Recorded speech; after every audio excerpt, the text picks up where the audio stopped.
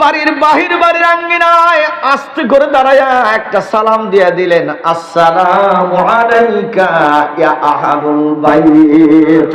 আল্লাহু আকবার। আসসালামু আলাইকা ইয়া আহলাল বাইত। বাড়ির ভিতরে কে আছেন? পক্ষ থেকে সালাম। সুবহানাল্লাহ বলেন। কোন জবাব নাই, কোন আওয়াজ নাই, কোন শব্দ নাই, নিস্তব্ধতা বিরাজ করছে। দ্বিতীয়বার আবার একটা সালাম মেরে দিলে। সুবহানাল্লাহ বলেন। আসসালামু আলাইকা ইয়া আহলাল বাইত। কোন আওয়াজ নাই, কোন শব্দ নাই। আল্লাহর নবীও বলেছেন, কোন বাড়ির ভিতরে যদি প্রবেশ করতে হয়, প্রবেশ করার আগে 3 বার সালাম দিবা। কতবার? 3 বার সালাম দিবা। বাড়ির ভিতর থেকে যদি আওয়াজ হয়, অনুমতি আসে, বাড়ির ভিতরে প্রবেশ করবা। সালামের কোনো আওয়াজ যদি না পাও, বাড়ির ভিতরে ঢুকবা না, ফিরে যাবা। বন্ধুগণ আমার 3 বার আওয়াজ সালাম দিলেন, আসসালামু আলাইকা ইয়া আহলাল বাইত। সুবহানাল্লাহ। বাড়ির ভিতর থেকে কোনো আওয়াজ নাই, কোনো শব্দ নাই। নবীজির সাহাবী বড় চিন্তায় পড়ে গেলেন, হায় হায়, পর পর আমি 3 বার করে সালাম দিলাম, বাড়ির ভিতরে মানুষ আছে বিলা মনে হয়, কিন্তু সালামের কোনো প্রত্যুত্তর আসছে না, কোনো জবাব কেন আসছে না। বন্ধুগণ আমার, ওই দেউরি বেড়ার আঙ্গিনায় দাঁড়ায়া আস্তে করে বাড়ির ভিতরের দিকে নবীর সাহাবী কানটা লাগায় দিলেন। বলেন আল্লাহু আকবার। 3 বার সালাম দিলাম, সালামের কোনো জবাব আসতেছে না। বাড়ির ভিতরে তো মনে হয় লোক ঠিকই আছে। আচ্ছা, কান্না বাড়ির ভিতরের দিকে ফিট করে দেখি আসলে আছে কিনা। দেয়ালের সাথে নবীজির সাহাবী কান্না বাড়ির দিকে লাগাই দিছে।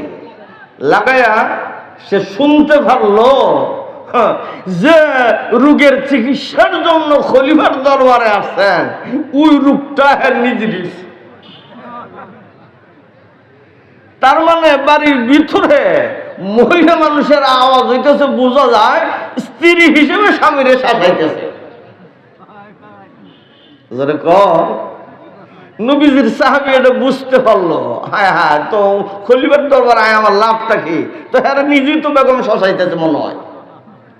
তার দেরি করে নাই, বাড়ির দিকে রুখ করছে। খলিফাতুল মুসলিমিন হযরত ওমর রাদিয়াল্লাহু তাআলা আনহু বের হয়ে আসেন।